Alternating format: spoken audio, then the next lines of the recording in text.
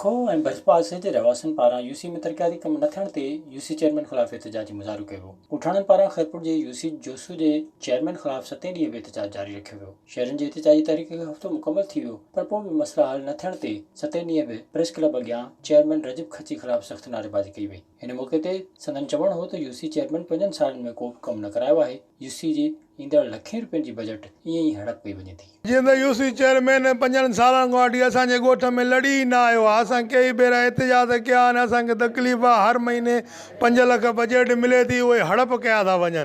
असांजे कॾहिं बि लड़ी न आयो आहे। असां कई मरतबा चऊं था बाबा असांखे जेका रोड रस्ता घिटियूं ठाराए ॾियो, असांखे सोलर प्लेटां ॾियो, का ग़रीबनि खे सहूलियत ॾियो, को नलको ॾियो, पर कुझु बि न।